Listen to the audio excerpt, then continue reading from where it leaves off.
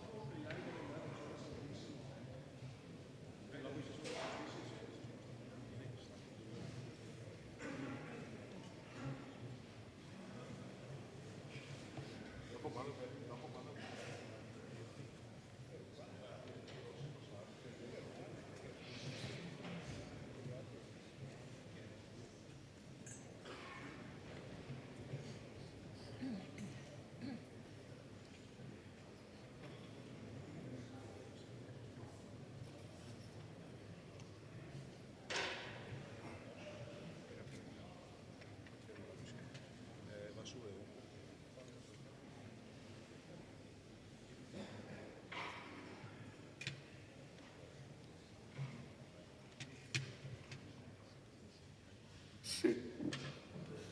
Possiamo chiudere?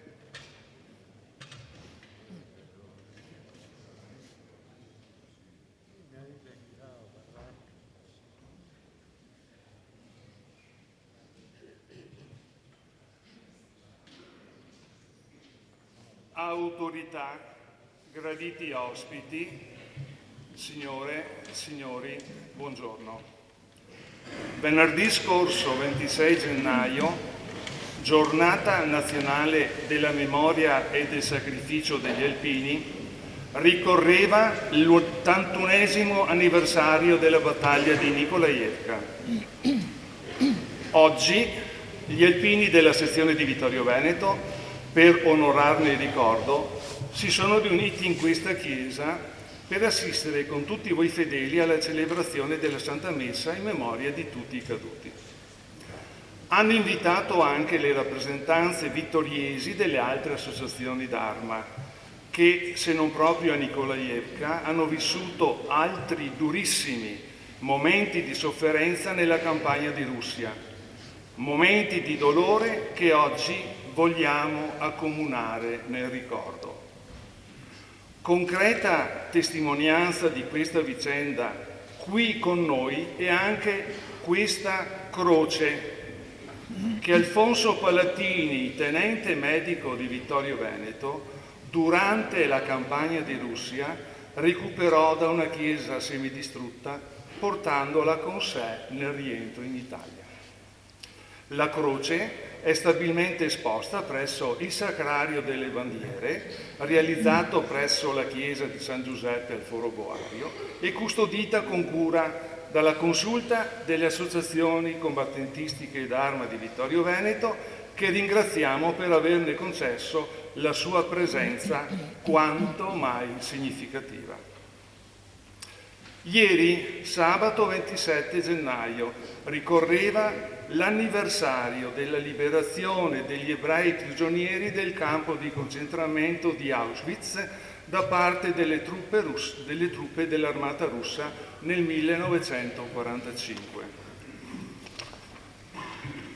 È il giorno della memoria, al fine di ricordare la Shoah, lo sterminio del popolo ebraico, le leggi razziali, la persecuzione italiana di cittadini ebrei, gli italiani che hanno subito la deportazione, la prigionia, la morte, nonché coloro che anche in campi e schieramenti diversi si sono opposti al progetto di sterminio e a rischio delle proprie vite hanno salvato altre vite e protetto i perseguitati.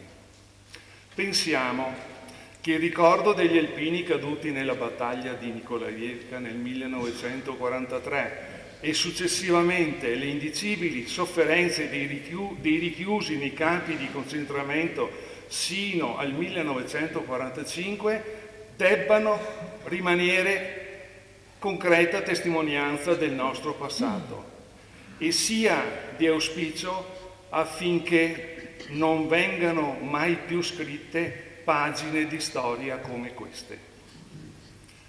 Al termine della Santa Messa vi invitiamo a rimanere ancora per pochi minuti al vostro posto per condividere un breve momento rievocativo. Lasceremo che le parole e le suadenti melodie del coro ANA Vittorio Veneto, diretto dal maestro Carlo Berlese, ci conducano nel ricordo di quei tragici momenti che non dobbiamo mai dimenticare, perché i caduti non muoiono sui campi di battaglia, ma quando sono dimenticati. Vi chiediamo, per il rispetto della sacralità di questo luogo, di rimanere in silenzio sino alla fine delle letture e dei canti. La cerimonia proseguirà poi al monumento alle penne nere qui accanto alla chiesa per l'alzabandiera, la resa degli onori caduti e delle brevi allocuzioni. Grazie per la vostra gradita collaborazione.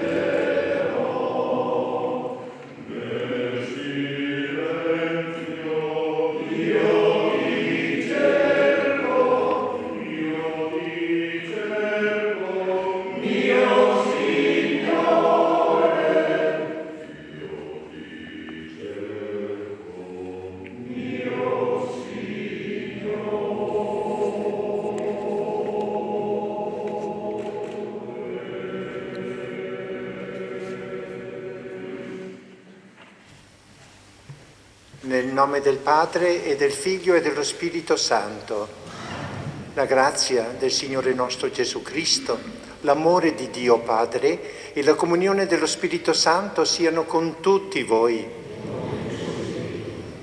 Dopo questo saluto liturgico, dopo aver sentito anche questa bella introduzione da parte di un alpino che ha presentato i motivi di questa celebrazione di quest'oggi, ecco, io vi invito a entrare pienamente nella celebrazione di questa Eucaristia per tutti i caduti delle guerre, in modo particolare di Nicola Jeuska, e poi abbiamo anche motivi noi di chiedere perdono dei nostri peccati per sentirci meno indegni di celebrare questi santi misteri. Signore Gesù, che non sei venuto a condannare ma a perdonare, Kyrie eleison. Cristo Gesù, che fai festa per ogni peccatore pentito, Christe eleison. Signore Gesù, che perdoni molto a chi molto ama, Kyrie eleison. Dio Onnipotente, abbia misericordia di noi, perdoni i nostri peccati e ci conduca alla vita eterna.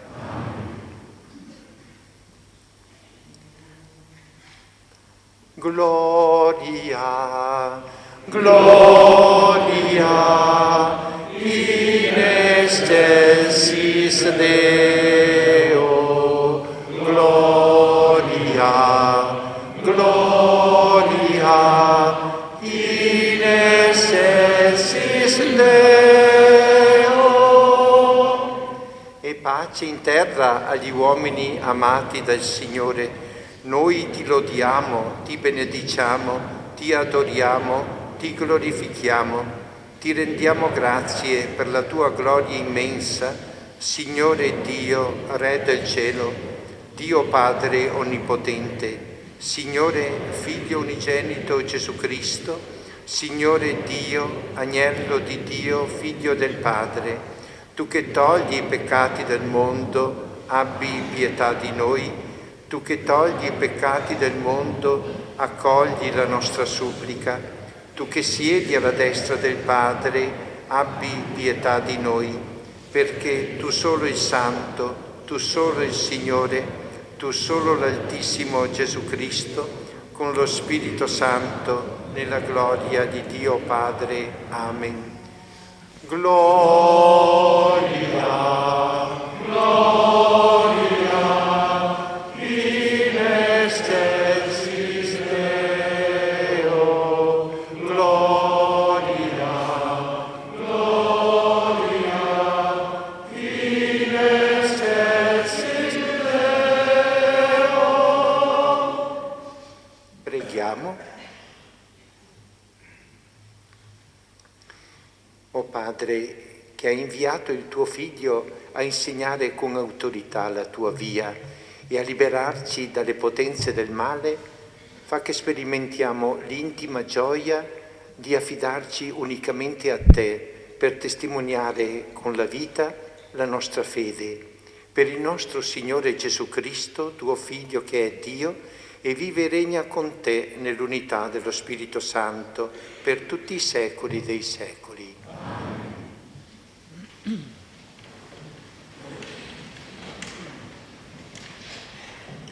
Dal libro del Deuteronomio.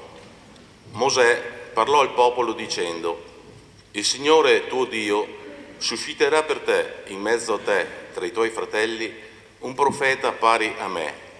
A lui darete ascolto.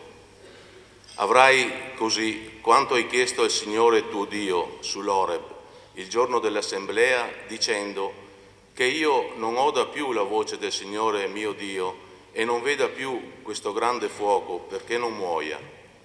Il Signore mi rispose: quello che hanno detto va bene, io susciterò loro un profeta in mezzo ai loro fratelli e gli porrò in bocca le mie parole ed egli dirà loro quanto io gli comanderò. Se qualcuno non ascolterà le parole che egli dirà in mio nome, io gliene domanderò conto. Ma il profeta che avrà la presunzione di dire il mio nome in una cosa che io non gli ho comandato di dire, o che parlerà in nome di altri dei, quel profeta dovrà morire. Parola di Dio. Rendiamo grazie a Dio. Ascoltate oggi la voce del Signore. Ascoltate oggi la voce del Signore. Venite, cantiamo al Signore, acclamiamo la roccia della nostra salvezza, accostiamoci a Lui per rendergli grazie, a Lui acclamiamo con canti di gioia. Ascoltate oggi la voce del Signore. Entrate, prostrate e adoriamo in ginocchio davanti al Signore che ci ha fatti.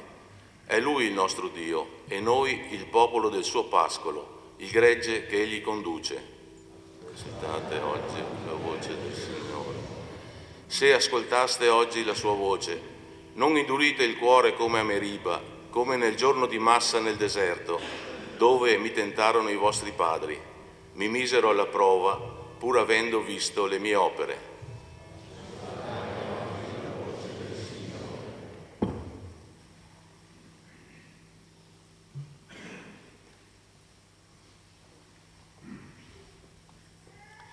Dalla prima lettera di San Paolo Apostolo ai Corinzi. Fratelli, io vorrei che foste senza preoccupazioni. Chi non è sposato si preoccupa delle cose del Signore, come possa piacere al Signore. Chi è sposato invece si preoccupa delle cose del mondo, come possa piacere alla moglie, e si trova diviso. Così la donna non sposata, come la Vergine, si preoccupa delle cose del Signore, per essere santa nel corpo e nello spirito. La donna sposata invece si preoccupa delle cose del mondo, come possa piacere al marito. Questo lo dico per il vostro bene, non per gettarvi un laccio, ma perché vi comportiate degnamente e restiate fedeli al Signore senza deviazioni. Parola di Dio. Rendiamo grazie a Dio. Alleluia, alleluia, alleluia. Il popolo che abitava abitava nelle tenebre vide una grande luce. Per quelli che abitavano in regione e ombra di morte, una luce è sorta.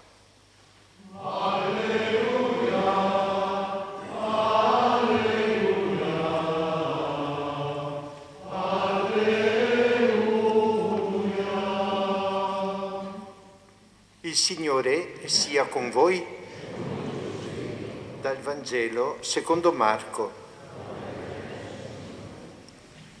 In quel tempo Gesù, entrato di sabato nella sinagoga a Cafarnao, insegnava ed erano stupiti del suo insegnamento. Egli infatti insegnava loro come uno che ha autorità e non come gli scribi. Ed ecco, nella loro sinagoga vi era un uomo posseduto da uno spirito impuro e cominciò a gridare dicendo: «Che vuoi da noi, Gesù Nazareno? Sei venuto a rovinarci? Io so chi tu sei, il Santo di Dio».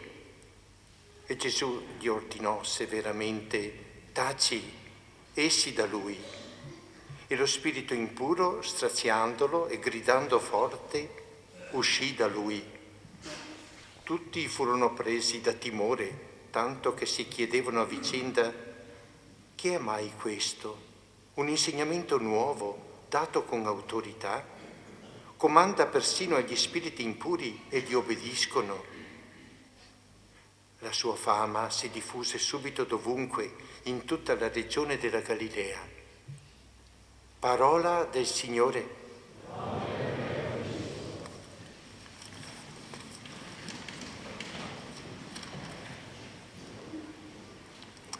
Siamo qui quest'oggi per commemorare la brutta battaglia in Russia di 81 anni fa, la battaglia di Nikolaevka. E questo ci è stato annunciato prima che iniziasse la Santa Messa e seguiremo al termine della Messa con canti, con interventi per entrare in questo clima, per commemorare bene e pregare anche per tutti i caduti di quella guerra. Io in questa omelia devo riferire un'altra battaglia, quella che abbiamo sentito oggi nel Vangelo, di Gesù e il diavolo. Una battaglia che questa volta la vince Gesù, ma sempre dovrebbe vincere il Signore, ecco, tutte le battaglie del mondo, della nostra vita. Gesù si è presentato bene in quel sabato nella sinagoga di Cafarnao, in riva al lago di Tiberiade. Sinagoga era la chiesa per gli ebrei e al sabato tutti si ritrovavano per ascoltare le letture commentate dai rabbini, dagli scribi, per pregare con i salmi. E Gesù anche è entrato, allora anche lui come al solito, nel sabato in quella sinagoga. Però entra non per ascoltare questa volta, ma è detto ripetutamente per insegnare. E desta stupore perché non insegna come gli scribi che si riferiscono: Dio ha detto che, ecco, ma lui: io vi dico, è stato detto dai profeti così, ma io vi dico, e insegna presentandosi con autorità, con autorevolezza Gesù, e crea stupore soprattutto quando comanda il diavolo di uscire da quell'uomo e quel diavolo obbedisce e se ne va.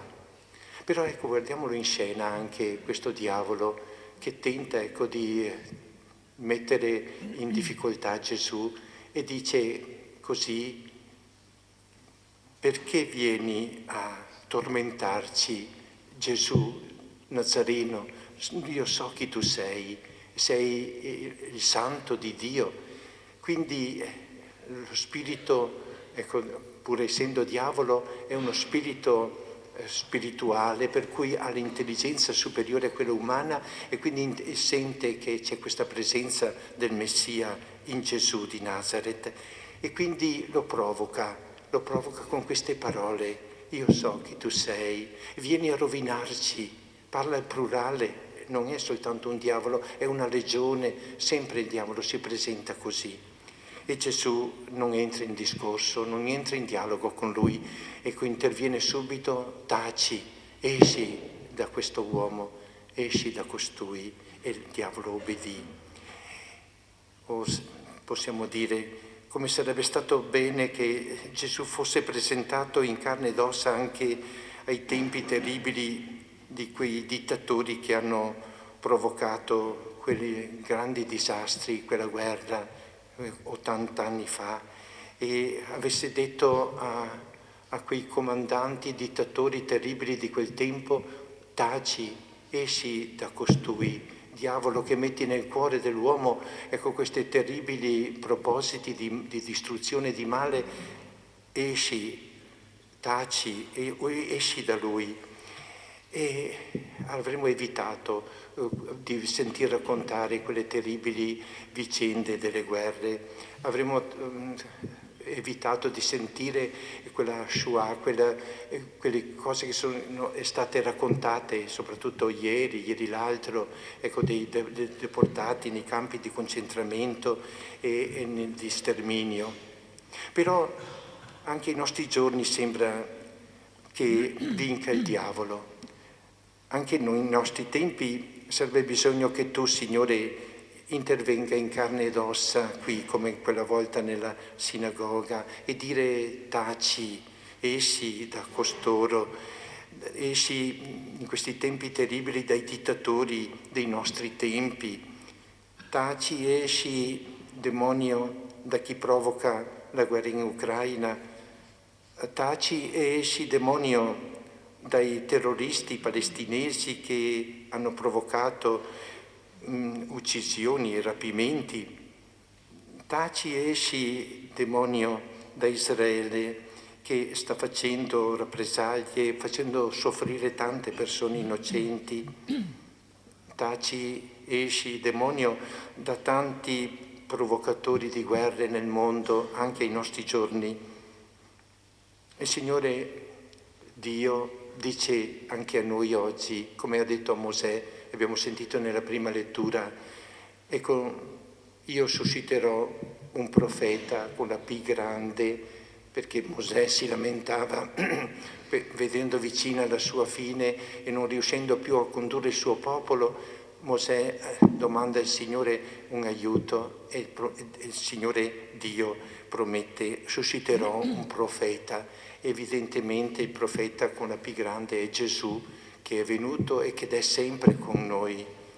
E quindi sentiamo anche questa potenza di Dio che si manifesta attraverso il Signore Gesù, che è sempre con noi.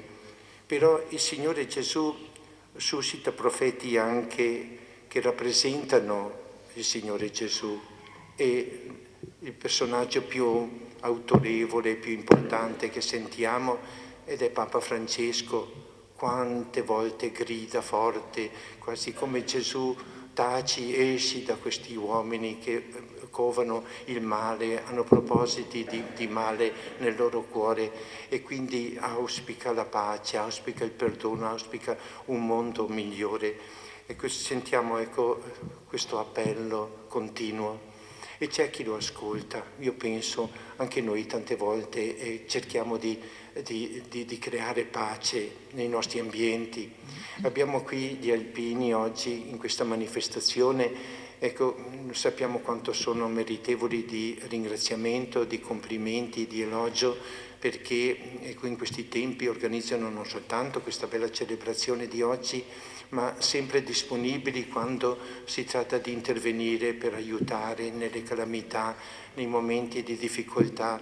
Ecco, abbiamo motivo oggi anche di dire grazie per questo. Però anche a livello nostro, vediamo oggi la parola del Signore, ecco, che provochi qualche cosa. Non siamo qua non soltanto per commemorare le cose del passato, ma per vivere noi la nostra battaglia. Anche nelle nostre famiglie, nelle nostre comunità, ecco, è introdotto questo spirito del male, questi odi, questi rancori, queste divisioni. Il Signore possa dire a ciascuno di noi oggi: lasciati liberare, e dire al diavolo: taci, esci da me, esci dalla mia famiglia, esci dal mio ambiente. E quello chiediamo anche noi, lo gridiamo, in modo di avere davvero pace nei nostri cuori, pace nelle nostre famiglie, pace nelle nostre comunità, e così siamo artefici anche noi di quella pace che regnerà nel mondo intero.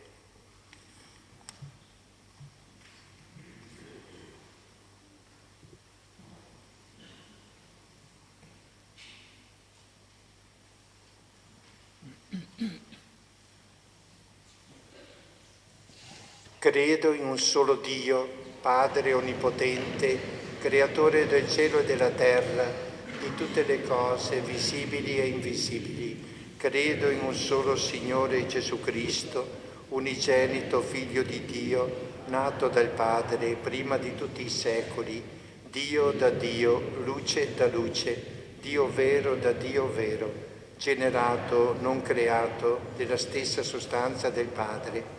Per mezzo di Lui tutte le cose sono state create, per noi uomini e per la nostra salvezza discese dal cielo, e per opera dello Spirito Santo si è incarnato nel seno della Vergine Maria e si è fatto uomo. Fu crocifisso per noi sotto Ponzio Pilato, morì e fu sepolto, e il terzo giorno è risuscitato secondo le Scritture. È salito al cielo, siede alla destra del Padre, e di nuovo verrà nella gloria per giudicare i vivi e i morti, e il suo regno non avrà fine. Credo nello Spirito Santo, che è Signore e dà la vita, e procede dal Padre e dal Figlio, e con il Padre e il Figlio è adorato e glorificato, e ha parlato per mezzo dei profeti. Credo la Chiesa, una, santa, cattolica e apostolica. Professo un solo battesimo per il perdono dei peccati e aspetto la risurrezione dei morti e la vita del mondo che verrà. Amen. Fratelli e sorelle, Gesù è la parola vivente che orienta la nostra esistenza e apre orizzonti di vita buona. Confermiamo il nostro proposito di essere Suoi discepoli. Preghiamo dicendo: ascoltaci, o Signore. Per la Santa Chiesa di Dio, popolo dei chiamati e dei salvati, noi ti preghiamo. Ascoltaci, o Signore. Per il Papa e i pastori che chiami a guidare, santificare e ammaestrare il tuo popolo, noi ti preghiamo. Ascoltaci, o Signore. Per tutti i caduti di ogni parte e di ogni fronte, oggi in particolare per gli alpini di Nikolaevka, perché il loro estremo sacrificio ci sia di monito e ci aiuti ad evitare la follia di nuovi conflitti e nuove perdite di vite umane, noi ti preghiamo. Ascoltaci, o Signore. Perché non avvengano mai più nel mondo stragi di persone innocenti, di qualsiasi razza, religione, popolo, nazione, condizione sociale e personale o colore della pelle, noi ti preghiamo. Ascoltaci, o Signore.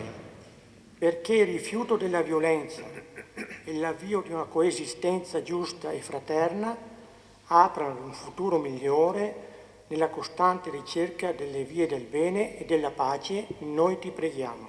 Ascoltaci, o Signore. Per la nostra comunità nazionale e locale, perché trovi le risorse e le energie necessarie ad affrontare le sfide del presente e guardare con nuovo ottimismo al futuro, noi ti preghiamo. Ascoltaci, o Signore.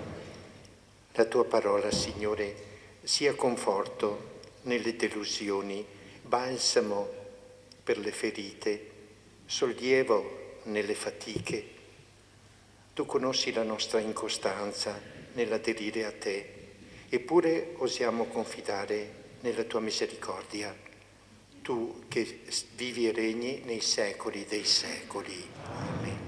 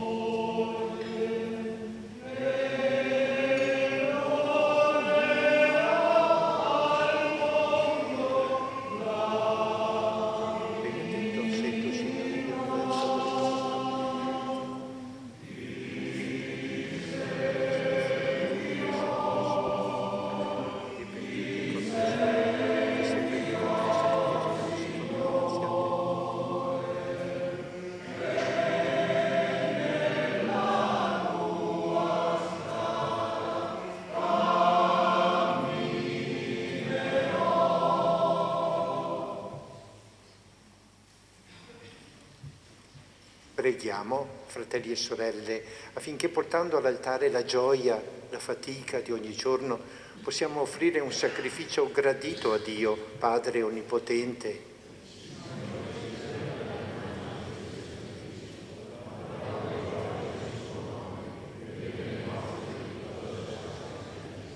Accogli con bontà, o Signore, i doni del nostro servizio sacerdotale, li deponiamo sull'altare perché diventino sacramento della nostra redenzione, per Cristo nostro Signore. Il Signore sia con voi, in alto i nostri cuori. Rendiamo grazie al Signore nostro Dio. È veramente cosa buona e giusta, nostro dovere e fonte di salvezza, rendere grazie sempre e in ogni luogo a te, Signore Padre Santo, Dio Onnipotente ed Eterno. Tu hai creato il mondo nella varietà dei suoi elementi e hai disposto l'avvicendarsi dei tempi e delle stagioni. All'uomo, fatto a tua immagine, hai affidato le meraviglie dell'universo, perché, fedele interprete dei tuoi disegni, si prenda cura di tutto il creato e nelle tue opere glorifichi te, per Cristo Signore nostro. E noi, con tutti gli angeli del cielo, innalziamo a te la nostra lode, acclamando con festosa esultanza.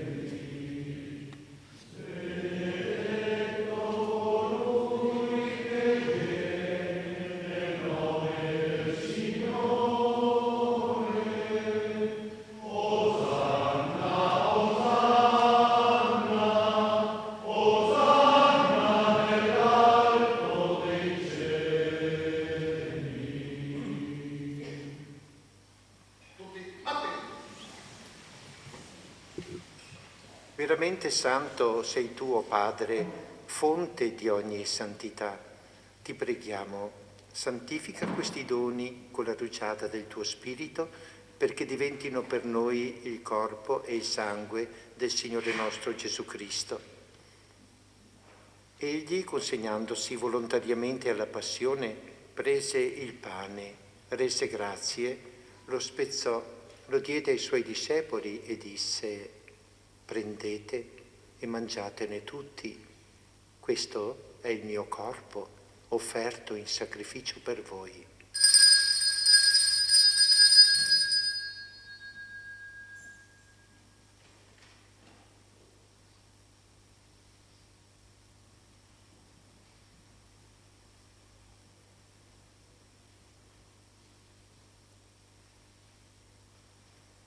Allo stesso modo, dopo aver cenato, prese il calice, di nuovo ti rese grazie, lo diede ai suoi discepoli e disse: prendete e bevetene tutti, questo è il calice del mio sangue per la nuova ed eterna alleanza, versato per voi e per tutti in remissione dei peccati. Fate questo in memoria di me.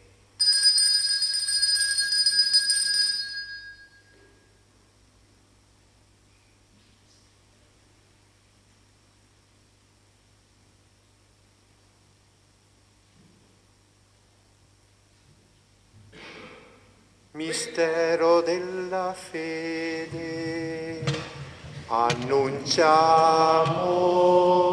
la tua morte, Signore, proclamiamo la tua risurrezione nella presa della tua venuta.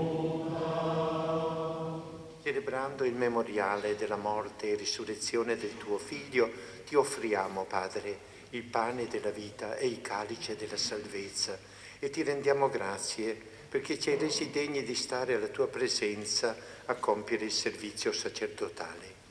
Ti preghiamo umilmente per la comunione al corpo e al sangue di Cristo, lo Spirito Santo ci riunisca in un solo corpo. Ricordati, Padre, della tua Chiesa diffusa su tutta la terra e qui convocata nel giorno in cui il Cristo ha vinto la morte e ci ha resi partecipi della sua vita immortale. Rendila perfetta nell'amore in unione con il nostro Papa Francesco, il nostro Vescovo Corrado, i presbiteri e i diaconi. Ricordati anche dei nostri fratelli e sorelle che si sono addormentati nella speranza della risurrezione. Ti raccomandiamo in modo particolare i caduti della battaglia di Nikolajevka. Ricordati anche nella tua misericordia dei nostri parenti defunti, di coloro che hanno la celebrazione della Santa Messa in questo giorno e di tutti i defunti, ammettili alla luce del tuo volto. Di noi tutti abbi misericordia. Donaci di aver parte alla vita eterna insieme con la Beata Maria, Vergine e Madre di Dio, San Giuseppe suo sposo, gli Apostoli e tutti i santi che in ogni tempo ti furono graditi, e in Gesù Cristo tuo Figlio canteremo la tua lode e la tua gloria. Per Cristo, con Cristo e in Cristo, a te Dio Padre Onnipotente, nell'unità dello Spirito Santo, ogni onore e gloria per tutti i secoli dei secoli. Sentiamoci uniti tra di noi mentre ci rivolgiamo a Dio nostro Padre con confidenza, con fiducia di figli, come Gesù ci ha insegnato. Padre nostro che sei nei cieli, sia santificato il tuo nome, venga il tuo regno, sia fatta la tua volontà, come in cielo così in terra.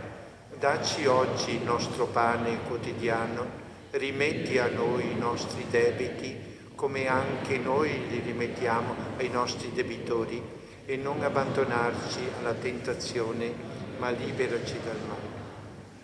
Liberaci, o Signore, da tutti i mali, concedi la pace ai nostri giorni e con l'aiuto della tua misericordia vivremo sempre liberi dal peccato e sicuri da ogni turbamento, nell'attesa che si compia la beata speranza e venga il nostro Salvatore Gesù Cristo.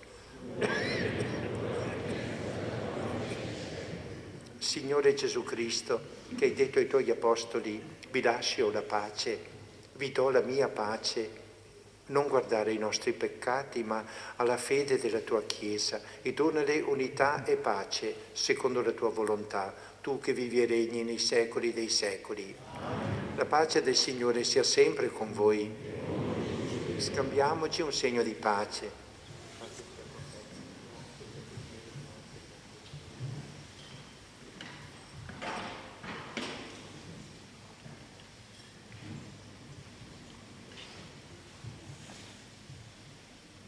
Agnello di Dio, che togli i peccati del mondo, abbi pietà di noi.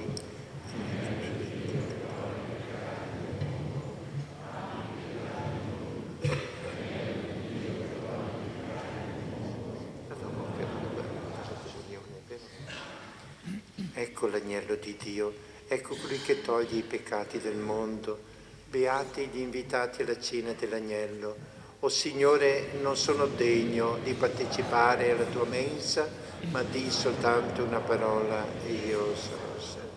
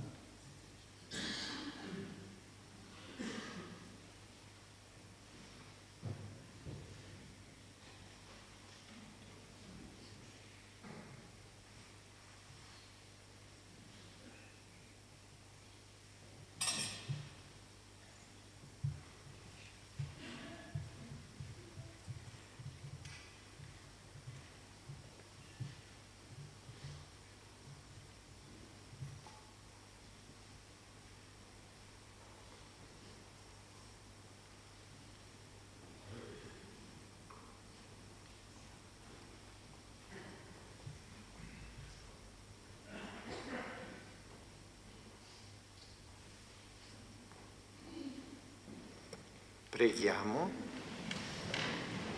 O Signore, che ci hai nutriti con il dono della redenzione, fa che per la forza di questo sacramento di eterna salvezza cresca sempre più la vera fede per Cristo nostro Signore.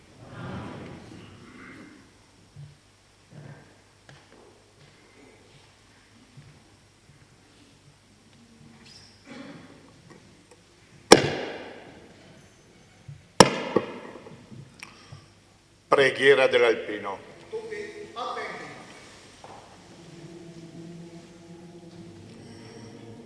Sulle nude rocce, sui perenni ghiacciai, su ogni balsa delle Alpi, ove la provvidenza ci ha posto a baluardo fedele delle nostre contrade, noi, purificati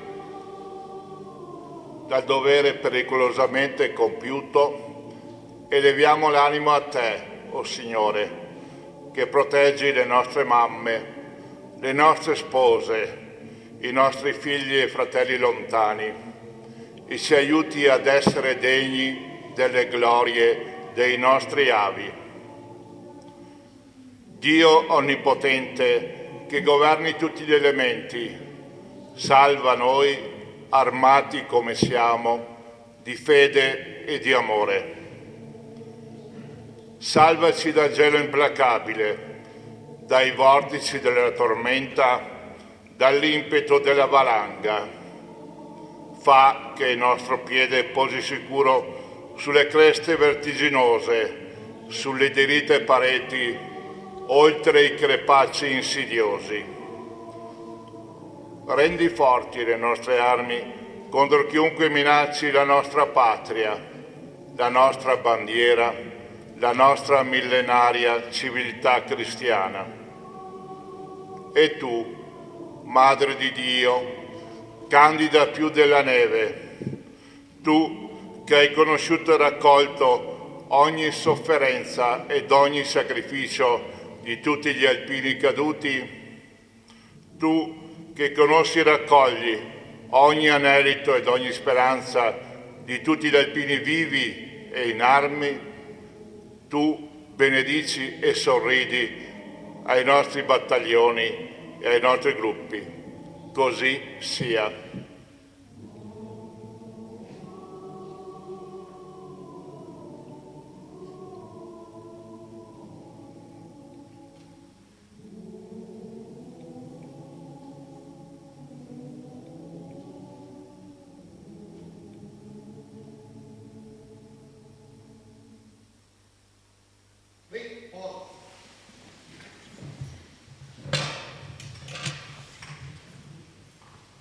Prima della benedizione e anche prima di alcuni interventi che verranno fatti dopo la Santa Messa e poi la cerimonia che seguirà, ho un piccolo spazio adesso per dire grazie, per dire saluti alle autorità di ogni ordine e grado che non ho fatto all'inizio e anche ringraziamento per la loro presenza, e poi anche dire grazie al coro che ha cantato, che ha animato questa celebrazione, e a tutti voi che avete espresso la vostra fede in questa preghiera, e ho sentito proprio calorosa, sentita, ben partecipata.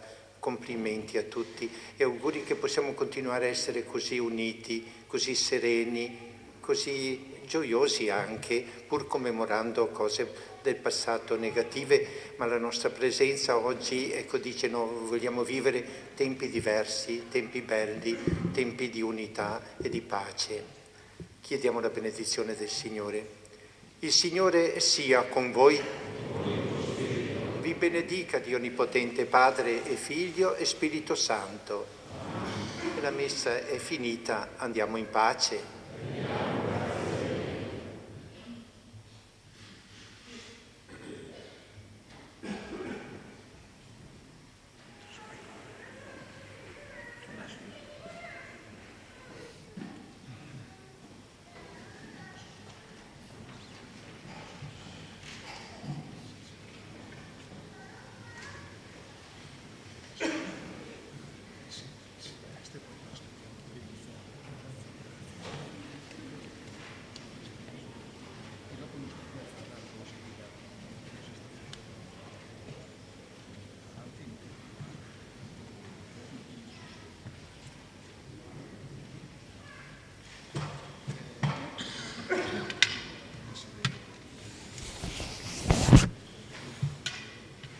pochi dei gagliardetti.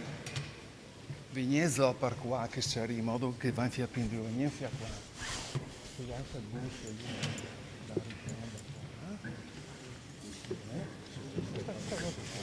Sì, un pochi là, basta. Però anche più tu sì, perché tu sei.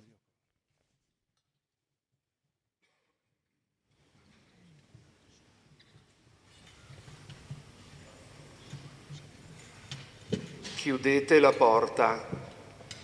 L'evento continua in chiesa per alcuni minuti. Grazie.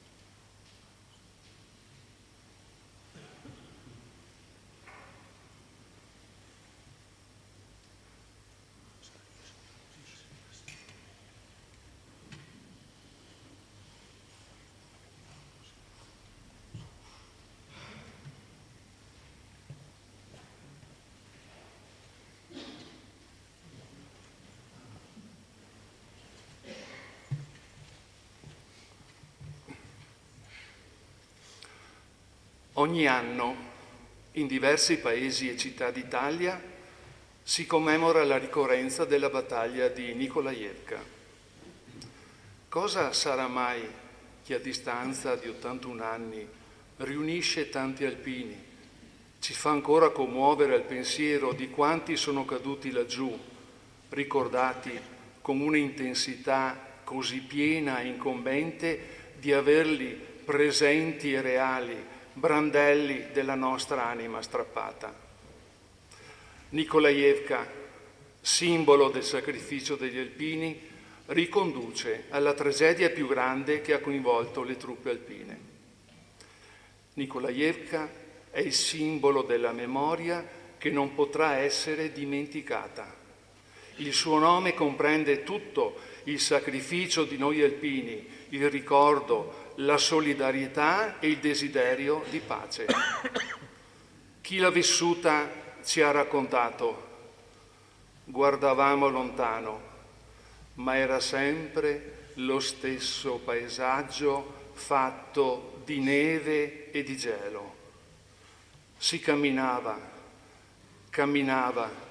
si andava senza possibilità di difendersi, sempre inseguiti dal nemico che si nascondeva dappertutto, compariva all'improvviso, faceva imboscate.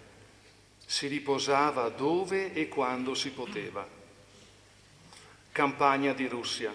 Non riusciamo nemmeno ad immaginare le enormi sofferenze che patirono quei giovani italiani, non equipaggiati, non adatti a quel terreno pianeggiante. Ma tutto fu inutile, perché ci si dovette ritirare. Dal 16 gennaio una massa inverosimile di soldati in ritirata nell'inferno bianco percorse centinaia e centinaia di chilometri, un passo dopo l'altro nella tormenta, con le barbe lunghe incrostate di ghiaccio. Per andare avanti, per non fermarsi e diventare un'altra croce che i girasoli copriranno nell'estate russa. Ascoltate, non vi sembra di camminare anche voi con quei soldati? Non vi par di sentire gli incitamenti di chi li esorta a resistere? Non vi par di sentire la disperazione di chi ha perso il plotone ed è sbandato, con una coperta troppo leggera sulle spalle e dopo un pallido giorno nella tormenta scende ancora la notte? Ascoltate, gelida, interminabile, la notte, per molti l'ultima notte.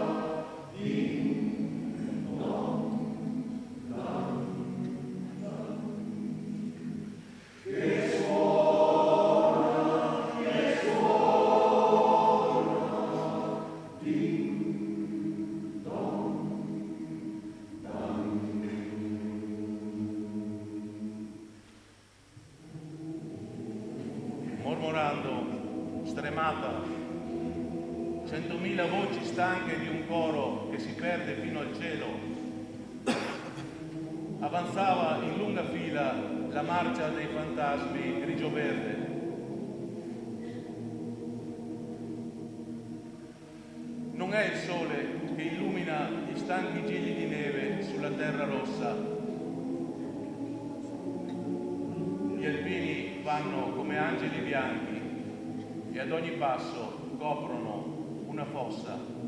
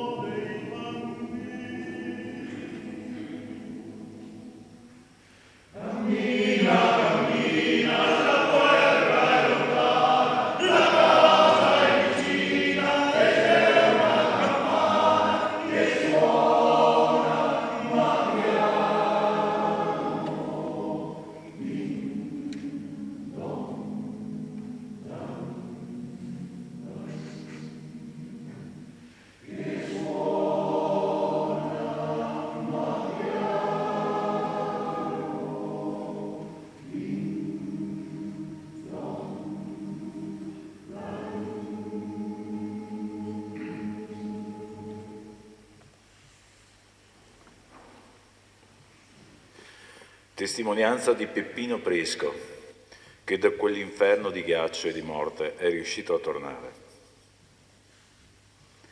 Natale 1942. C'era Gesù tra noi, nelle trincee presso il Don, a tenerci compagnia nel gelo. Se no, di che saremmo vissuti, se neppure Lui ci avesse parlato nel silenzio notturno della steppa. Chi può vivere soltanto di gelo, di fame, di fuoco? E allora Lui ci sussurrava il nome della mamma, ne adoperava la voce per offrire l'augurio e il dono di Natale. Ritorna, figliuolo, noi ti aspettiamo. Innumerevoli gomitoli grigio-verdi, rannicchiati ed infissi nella neve, una unica linea presso il Don, ma pochi per la bianca vastità di Ivanovka, Galubaia, Krinitsa, Nova Kalippa, molti soltanto a Seleniar, al piccolo cimitero nato dal sangue degli alpini dell'Aquila. Il bambino parlava a noi, si soffermava in silenzio e inatteso innanzi a loro, li attendeva per portarli con sé nella notte di Natale. Noi superstiti restavamo sgomenti. Quel mistero si esprimeva soltanto in dolore. Sopra la neve, sotto la neve, legava un'unica fraternità, una stessa sorte. Ma noi siamo tornati. Non c'è più un Natale uguale a quell'ultimo nostro. Ogni anno siamo là, su quella neve, a chiamarli. Fratelli nostri, noi vi ricordiamo. Uniti tra uomini, come fratelli, siamo i vostri fratelli.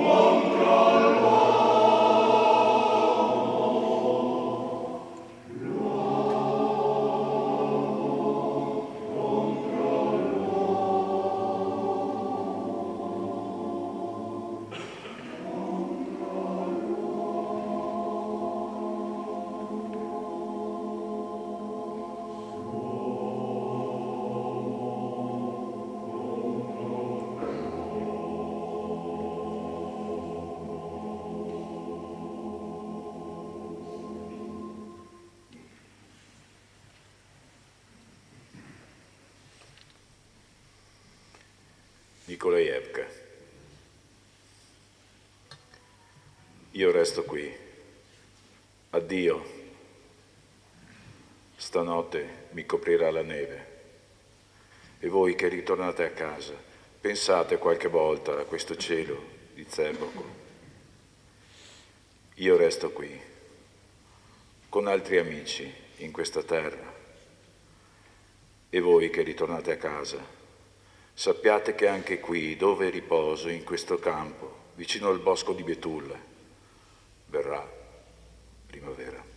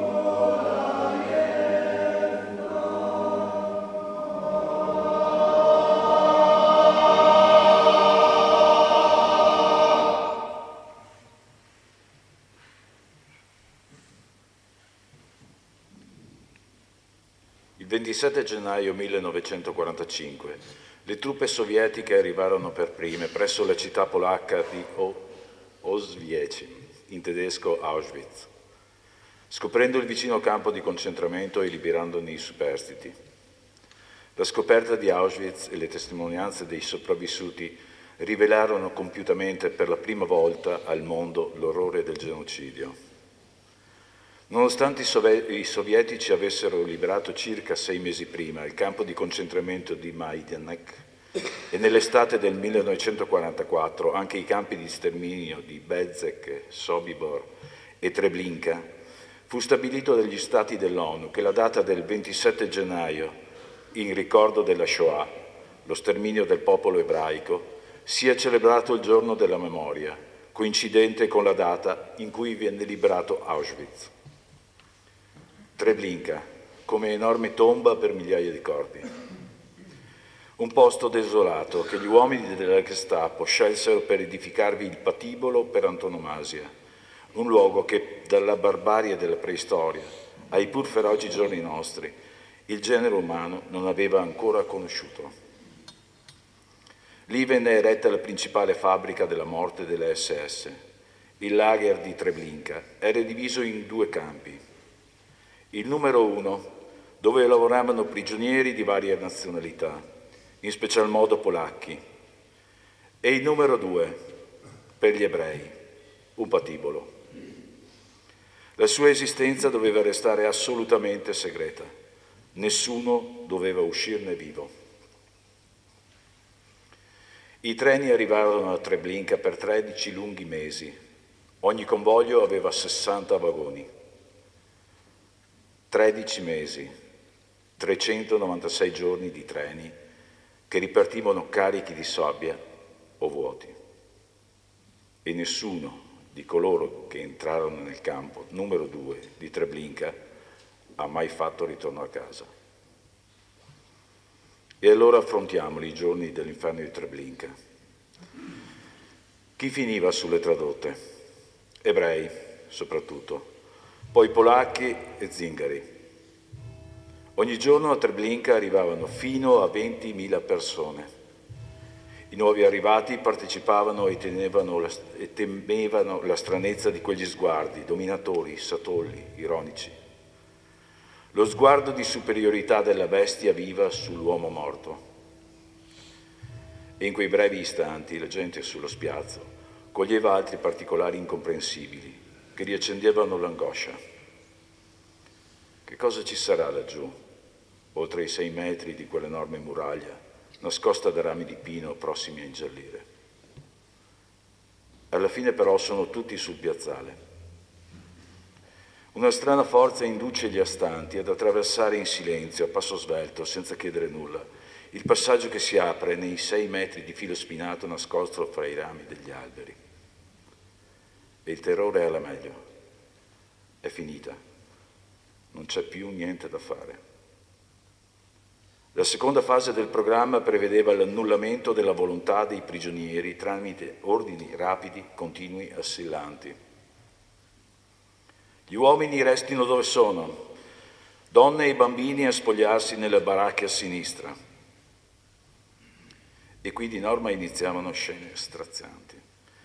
Quel sentimento bellissimo che è l'amore di una madre, di un coniuge o di un figlio, suggerisce alle vittime che è il loro ultimo incontro. Mani che si stringono, baci, benedizioni, lacrime, qualche parola frettolosa in cui riversare tutto l'amore, tutto il dolore, tutta la tenerezza e la disperazione. Il momento in cui i padri vengono separati dalle figlie, le madri dai figli, le nonne dai nipoti e i mariti dalle mogli è un momento cruciale. Ma è già l'ora della fase successiva. Le vittime vengono condotte a uno sportello, la cassa, dove sono invitate a consegnare documenti, oggetti personali e a togliersi gli abiti. Qui, alla cassa, la svolta decisiva. Qui finisce la tortura della menzogna che tiene le vittime in uno stato ipnotico di incertezza, in un delirio febbrile. Nell'arco di qualche minuto si passa dalla speranza alla disperazione, da visioni di vita a visioni di morte. Dunque l'intero processo della catena di montaggio di Treblinka si riduceva al fatto che gradualmente gli esseri umani venivano privati di ciò di cui avevano goduto dalla nascita per la legge sacrosanta della vita.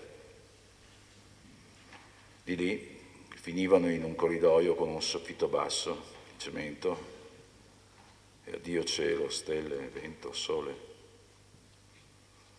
Lì aveva inizio l'ultimo atto di quella tragedia umana.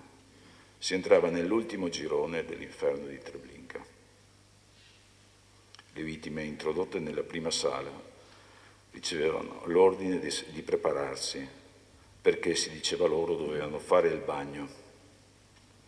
Dopodiché erano fatte entrare nella camera della doccia. La porta della camera di cemento si chiudeva, un pesante chiavistello, ganci e morsetti. Non c'è modo di abbatterla. Avremo mai la forza di pensare che cosa sentissero, che cosa provassero in quei loro ultimi minuti coloro che si ritrovavano nelle camere a gas? Si sa che restavano in silenzio, in piedi stretti gli uni agli altri, gli uni contro gli altri, come un solo uomo, tanto da spezzarsi le ossa, da schiacciarsi la cassa toracica, tanto da non poter respirare, sentendo scorrere l'ultimo rivolo vischioso del sudore della morte. Con uno sforzo sovrumano una madre avrà cercato di fare un po' di spazio per il suo bambino, sperando di alleviare per una milionesima parte il suo ultimo respiro. La testa gira, un nodo stringe la gola. Che cosa avranno visto quegli occhi vitrei, spenti? Il cervello si annebbia, l'ultimo dolore, il più straziante. No, non è possibile immaginare che cosa accadesse nelle camere a gas. E dopo l'avvio al forno crematorio. A Treblinka, Aaron Lebeskin è incaricato di portare i corpi dei morti ai forni crematori. Tra di essi trova quello della moglie Edith e del figlio di 3 anni. Li veglia tutta la notte disperato, ma prima di impazzire riesce a scrivere i versi di Ninna Nanna da Treblinka.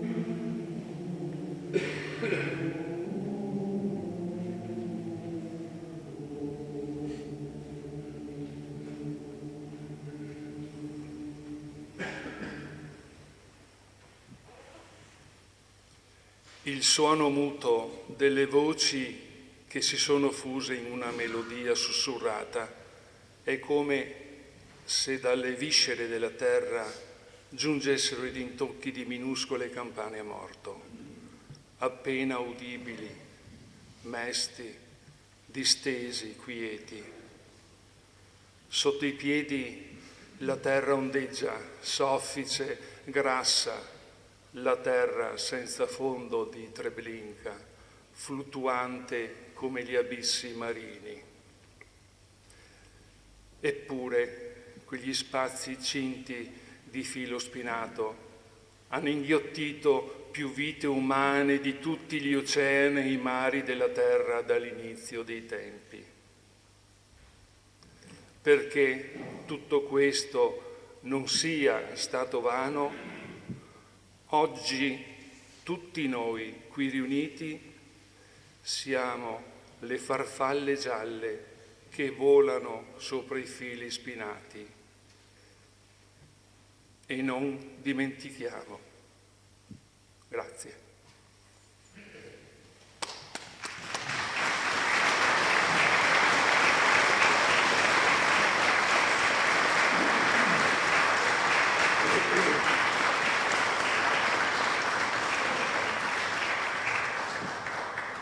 La cerimonia in chiesa si conclude, vi invitiamo a condividere il proseguo al monumento alle penne nere. Li raggiungeremo nel corteo che è stato composto per l'entrata in chiesa. Al monumento procederemo all'alzabandiera e alla resa degli onori a delle allocuzioni.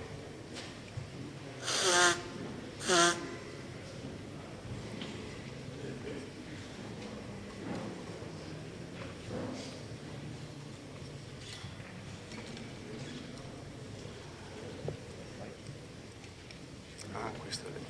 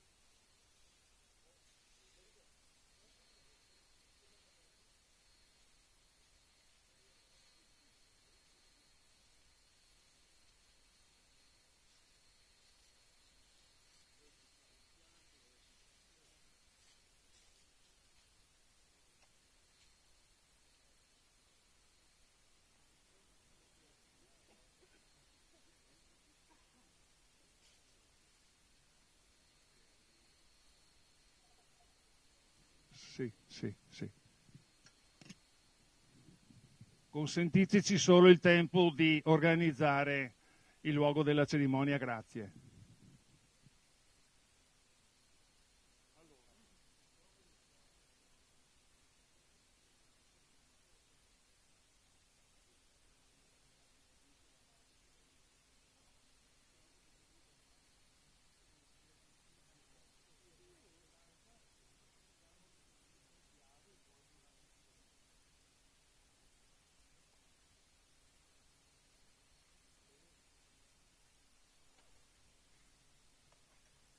Però prima facciamo l'alzabandiera.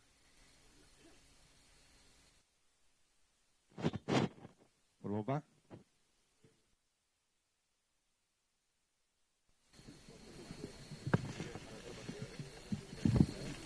Prova.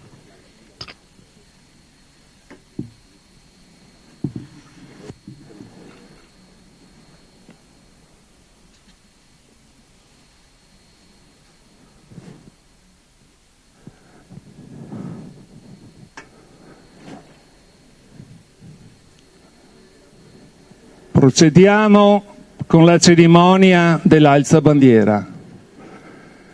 Chiediamo a tutti gli alpini e a tutti i rappresentanti delle forze d'arma che hanno il berretto di salutare il saluto cappello durante tutta l'esecuzione dell'inno. Grazie.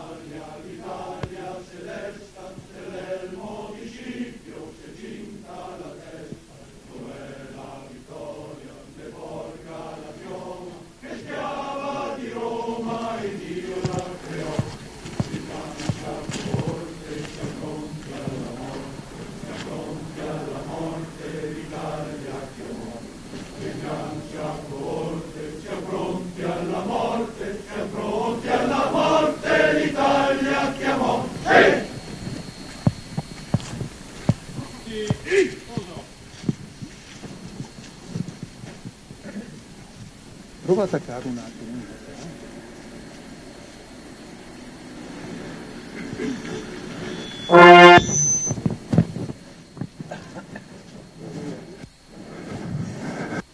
Signore e signori autorità, ci apprestiamo a compiere il gesto della resa degli onori ai caduti. Lo facciamo di fronte a questo monumento che rappresenta la figura degli alpini, proprio quegli alpini che 81 anni or sono furono protagonisti anche della vicenda di Nikolajevka che oggi ricordiamo.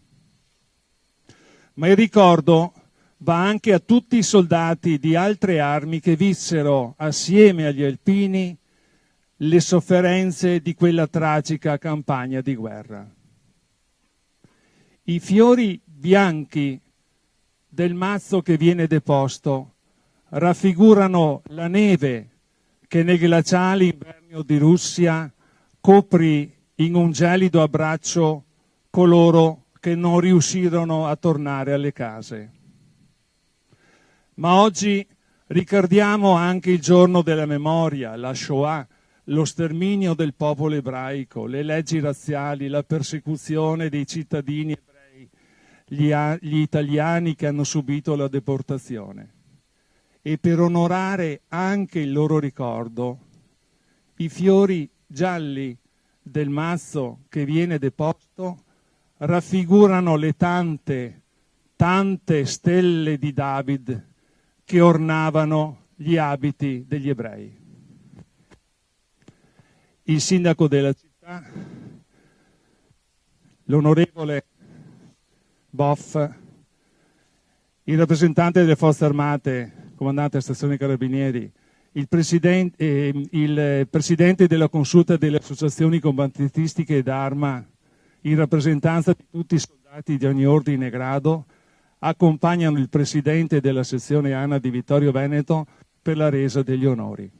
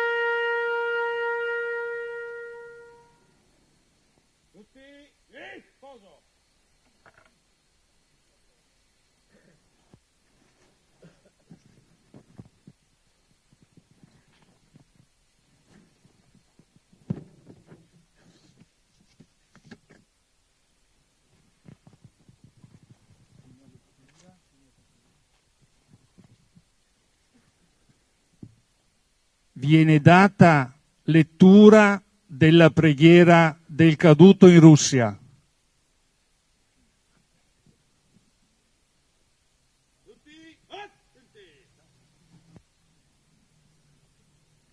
Signore, tu sai che ho lasciato la mia casa per compiere il mio dovere e tu sai anche che dove il destino mi ha spinto l'ho compiuto senza fare ritorno. Nessuno conosce la mia sorte, il dolore del mio cuore, la sofferenza della mia carne. Tu sai quanto ho invocato il tuo aiuto, ma così tu hai deciso. Io non sarei tornato alla mia casa, disperso in un turbine di neve, di ghiaccio e di fuoco, nell'infinito del tuo regno. Signore, tu che solo conosci la mia storia e tutto il dolore del mondo, conforta mia madre e mio padre, consola la mia sposa e proteggi i miei figli. Di loro che mi troveranno nella fede in te, che tutto comprende, nell'amore verso la patria e verso la famiglia. così mi sentiranno vicino almeno nello spirito. Signore, che sei stato trafitto sulla croce dalla lancia pietosa di un soldato, concedi ora questa grazia a chi si è perso nel turbine della guerra, senza lasciare traccia. Ti prego, Signore, per il mio ultimo riposo, fammi tornare in seno alla terra natia. Così sia, così è.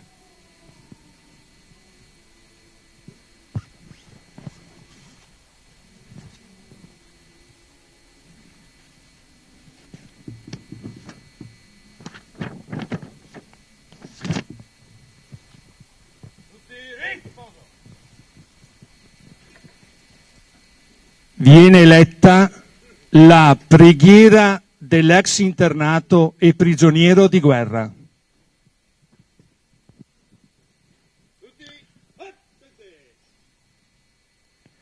Signore, onnipotente Iddio, Padre della vita e della morte, prostrati innanzi al tuo altare, noi che avevamo le gioie del ritorno, ti invochiamo per i fratelli che non sono tornati e dormono lassù in terra straniera.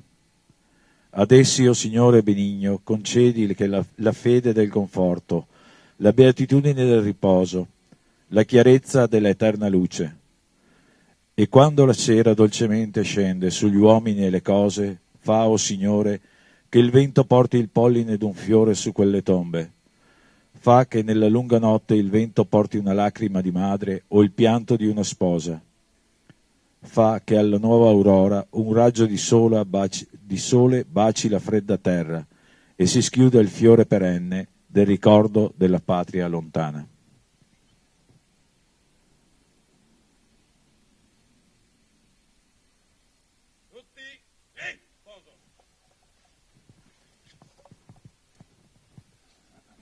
Prende la parola il sindaco della città di Vittorio Veneto.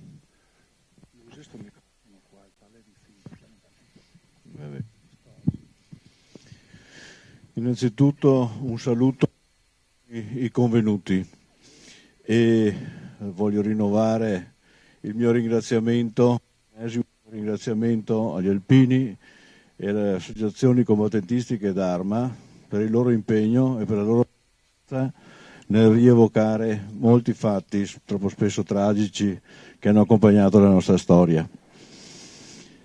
La giornata di oggi ha svariati significati, ma specificamente siamo qua per ricordare il fatto di Nikolajevka. 81 anni e 2 giorni fa avvenne quel fatto di disperato eroismo a tentare di dare al massimo numero di soldati italiani la possibilità di tentare la via di casa.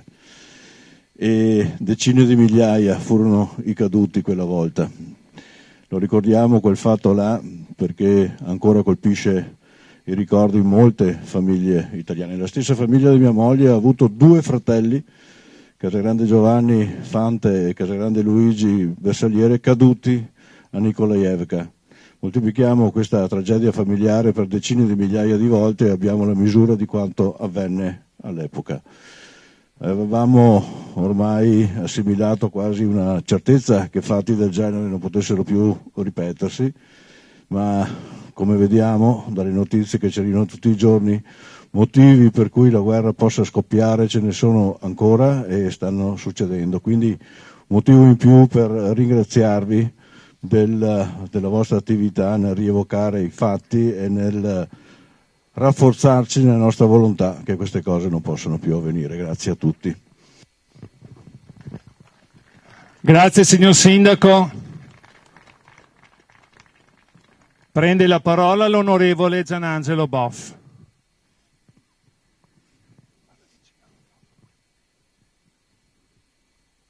Buongiorno a tutti, buongiorno, un saluto a tutte le autorità civili e militari presenti. Oggi è un giorno che ci porta a commemorare un momento tragico della nostra storia, un momento tragico della storia delle nostre forze armate, con il sacrificio di moltissime vite umane, di moltissime persone che sono state mandate a combattere in terra straniera. Come detto nel suo discorso il sindaco, molte volte questi fatti non sono mai sufficiente insegnamento per fare in modo che negli anni futuri e nelle generazioni future ciò non si riproponga.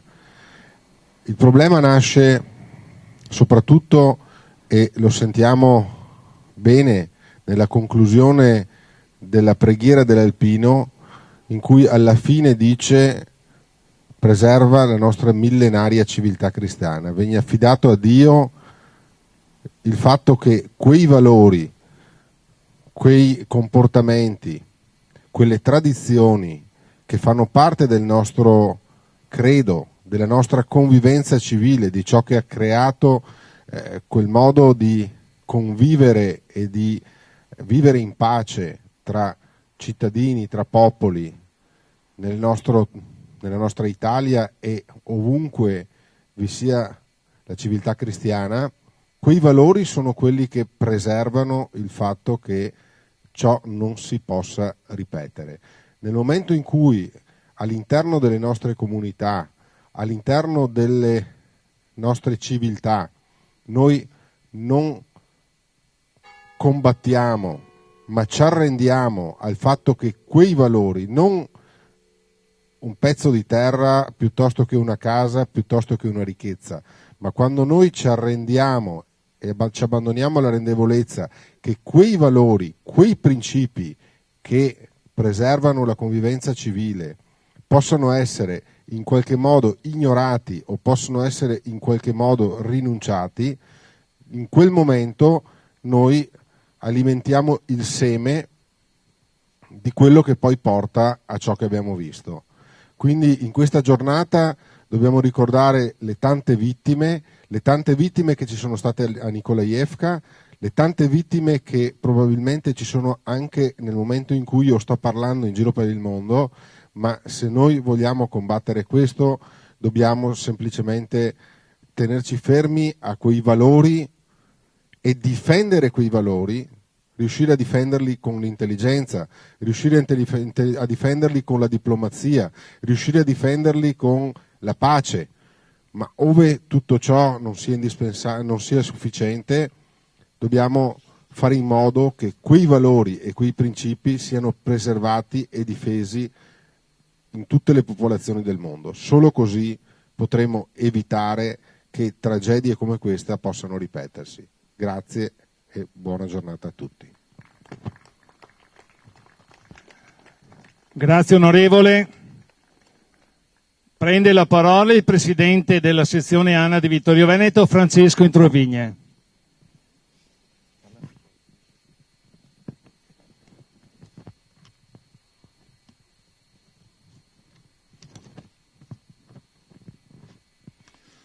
Buongiorno a tutti. Diventa naturale a questo punto che alcuni miei passaggi coincidano con le riflessioni che sono state proposte oggi. Innanzitutto vi ringrazio tutti voi presenti oggi, autorità civili, militari, religiose. Consentitemi di citare il signor Sindaco della città Miatto, l'onorevole Boff, i signori sindaci del comprensorio della nostra sezione qua presenti, il presidente della consulta Prodomo, il comandante Bosco, il presidente emeriti Angelo Biz, che vedo qua, e Gino Salomon, ma non meno anche tutte le rappresentanze delle varie associazioni d'arma, i cittadini e voi tutti i miei alpini. Grazie, grazie di cuore. Ricordiamo, come è stato detto, 3 momenti importanti, significativi e tragici della nostra storia. Siamo qui per far memoria, per non dimenticare, per guardare agli errori e agli orrori del passato e trarne lezione per un futuro migliore. Purtroppo, come è stato detto, le note vicende mondiali che tutti conosciamo hanno riportato l'umanità indietro a tempi e stagioni che mai avremmo pensato di dover rivivere. Siamo di fronte a un nuovo crinale apocalittico, per usare un'espressione cara a Giorgio La Pira.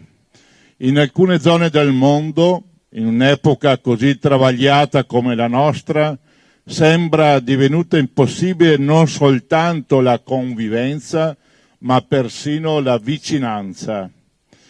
Ce lo ha ricordato il nostro Presidente della Repubblica venerdì scorso.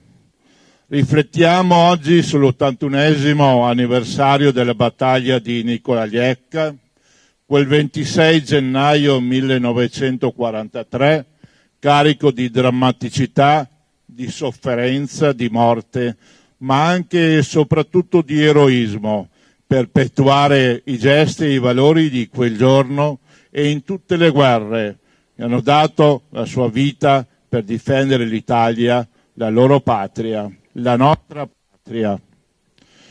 Il dolore per le migliaia di giovani caduti sul fronte russo allora si rinnova oggi davanti allo stillicidio delle vittime civili, militari, che coinvolgono tanti, troppi bambini in Ucraina come in Israele, a Gaza e dovunque le armi fanno sentire la loro voce. Celebriamo nella ricorrenza del 26 gennaio la seconda giornata nazionale della memoria e del sacrificio degli alpini, istituita con legge 44 del 2022. Non è questa la saga degli alpini, ma lo scopo è quello di conservare la memoria dell'eroismo dimostrato dal Corpo d'Armata Alpino della battaglia di Nikolajevka e promuovere i valori della difesa della sovranità e dell'interesse nazionale, nonché dell'etica della partecipazione civile, della solidarietà e del volontariato che gli alpini incarnano. Commemoriamo nel ricordo del 27 gennaio 1945 la giornata internazionale della memoria delle vittime dell'Olocausto, della Shoah, la più spaventosa tragedia che ha conosciuto l'umanità. Quest'anno poi ha assunto un particolare significato, come detto, perché proprio lo Stato ebraico, dopo gli esecrabili fatti di sangue del 7 ottobre scorso da parte di Hamas, una raccapricciante replica degli orrori della Shoah, lo ha detto ancora il nostro Presidente della Repubblica, è ora coinvolto in una guerra dai tristi risvolti. È nostro dovere condannare la violenza, la sopraffazione, l'ingiustizia, la guerra. Dobbiamo tutti adoperarsi per il bene comune, per ristabilire la pace, per il rispetto dell'umanità, per la preservazione del creato in cui viviamo, un puntino luminoso dell'universo come lo ce lo fa vedere le immagini che vengono dai nostri satelliti in lontanissimi punti dove hanno raggiunto l'infinito.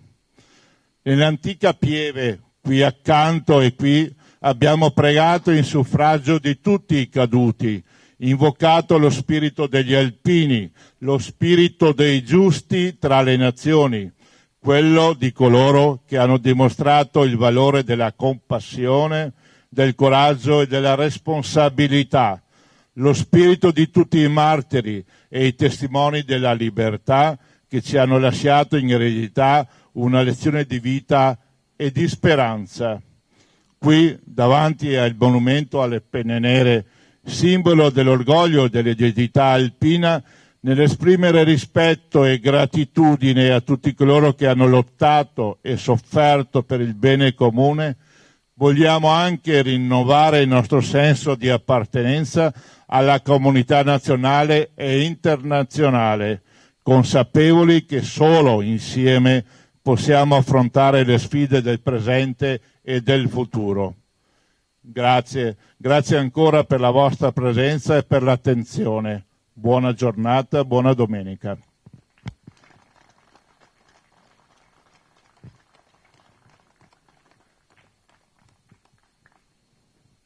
Grazie Presidente, la cerimonia a termine.